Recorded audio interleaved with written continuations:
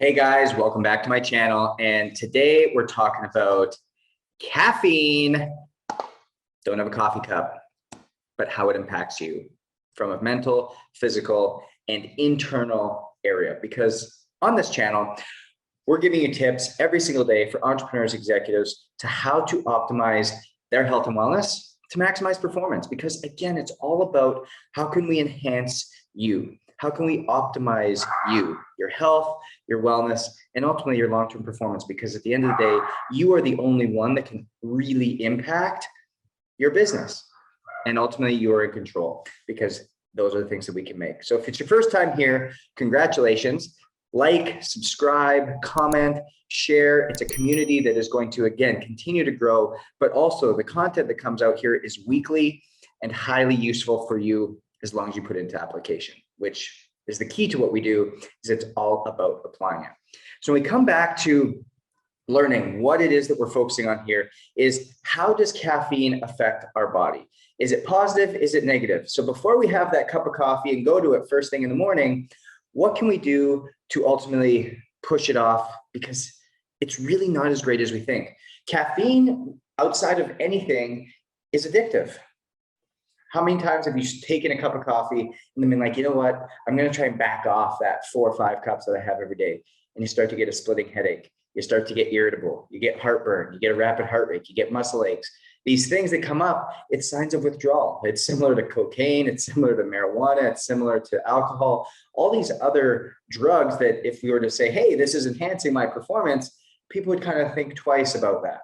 So the big thing that we want to learn and that we want to know about is that caffeine actually has an 8 to 10 hour half-life in our systems. So what that means is this: if you take in 200 milligrams of caffeine at noon, you're going to have 100 milligrams of caffeine still active in your body between 8 and 10 p.m.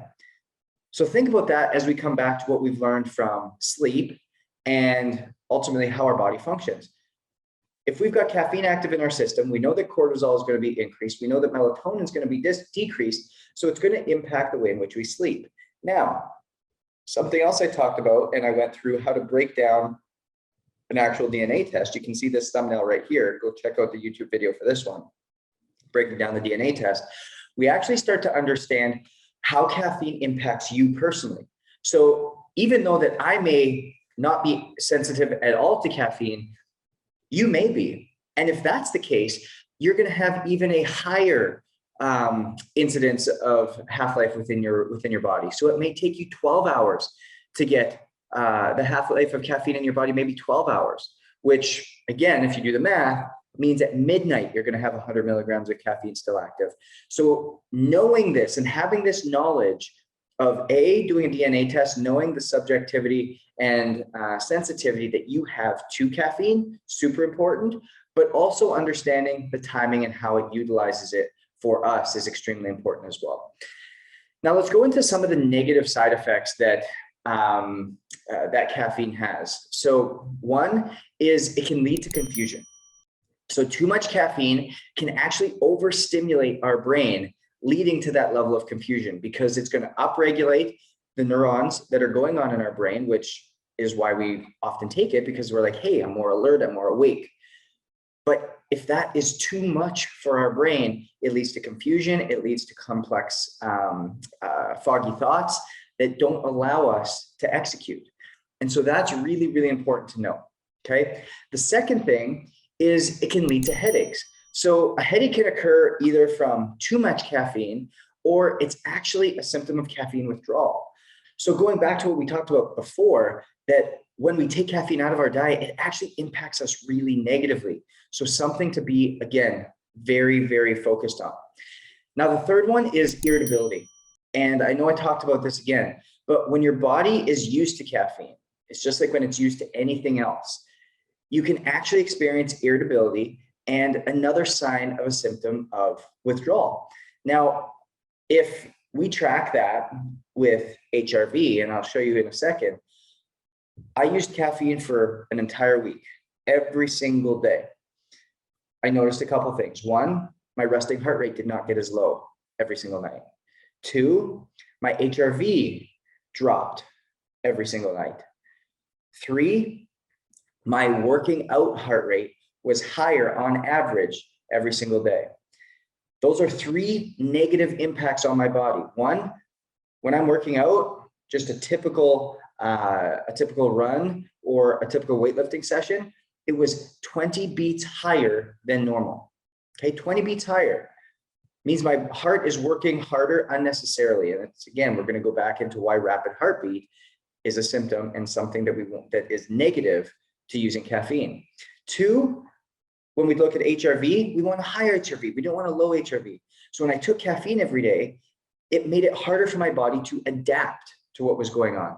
So again, another reason why we want to eliminate it. It could be caffeine.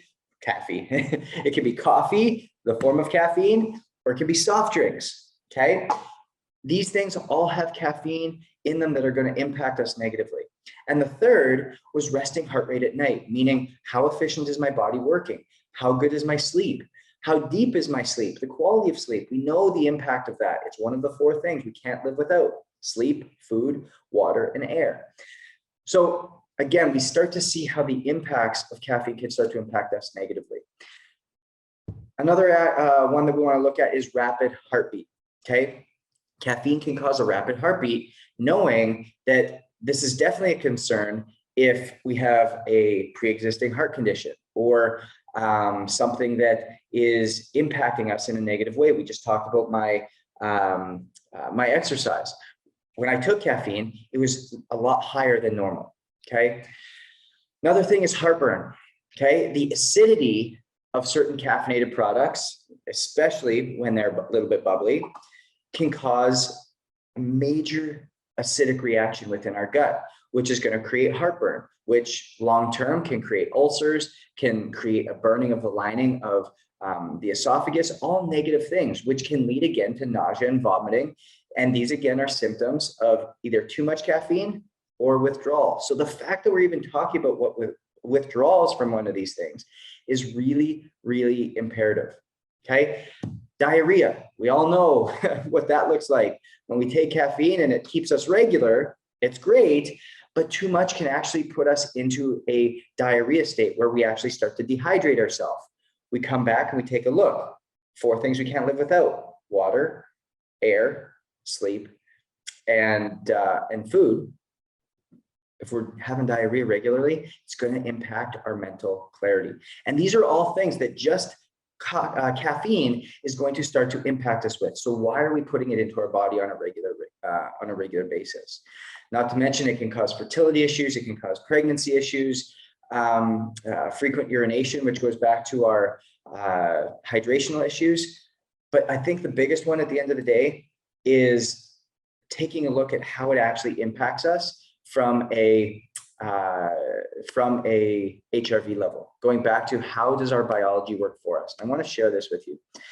So this was my week when I utilized caffeine. Okay, 1, 2, 3, 4, 5 days in a row, and every single day it dropped.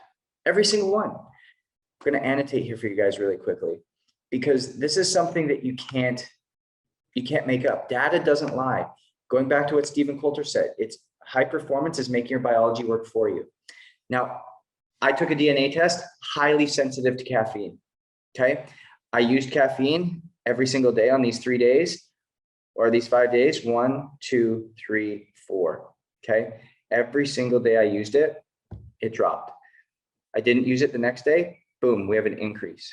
Okay, that is the amazing part of truly understanding your data and knowing how it impacts you personally. Now, I'm not saying caffeine should be eliminated from all of your diets and you should never drink coffee a day again. You should never use any type of stimulant. I'm not saying that at all. What I'm saying is you need to use data. You need to use HRV, resting heart rate, and ultimately taking a look at live heart rate in workouts and those types of things. Being aware of those 3 things: HRV, resting heart rate, and live heart rate throughout the day. Okay, that is what's truly important. And then do a DNA test or some type of sensitivity test to see how sensitive it is for you. Because again, at the end of the day, being different is all about making sure that it's individualized. Success is different, be different, and own it. this is your first time here, guys, make sure you like, be sure you subscribe so that you can get more inputs just like this, so that you can start to take action on these things and apply them. It's one thing to say, oh, caffeine may or may not be good for me. It's another thing to take action and know what things to look at. HRV, resting heart rate, and active live heart rate, along with a sensitivity test. There's your action steps. Like, subscribe, and own it.